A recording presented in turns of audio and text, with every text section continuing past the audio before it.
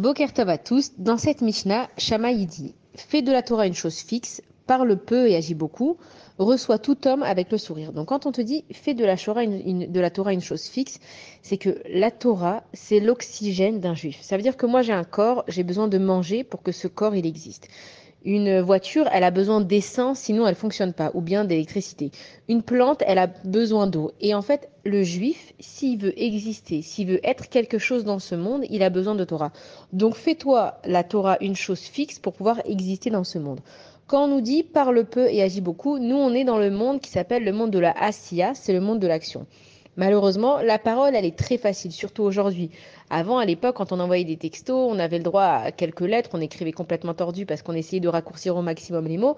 Alors qu'aujourd'hui, c'est nos limites. On peut envoyer des textos, on peut mettre des commentaires, surtout avant, à l'époque, quand on regardait une vidéo et qu'on n'était pas d'accord avec ce que le président de tel et tel pays il a dit, on faisait des commentaires entre nous, mais alors aujourd'hui, il y a tellement une liberté d'expression que c'est devenu du n'importe quoi.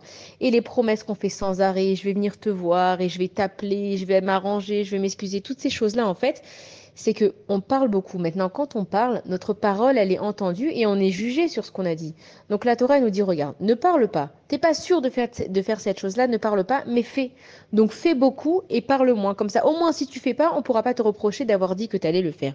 Et quand on te dit reçois tout homme avec le sourire, c'est que dans le langage hébreu, on dit le visage, on le traduit par panim au pluriel. Pourquoi est-ce que nous on dit un visage et en hébreu on dit panim plusieurs visages? Alors il faut d'abord comprendre que une personne effectivement, elle peut avoir plusieurs visages. On peut la connaître sous plusieurs façons. Et ensuite quand on dit panim donc au pluriel, c'est que notre visage, il n'est pas qu'à nous. Je dois sourire aux autres parce que c'est l'image que je leur donne de moi et que grâce à ça, je peux leur provoquer du bien chez eux.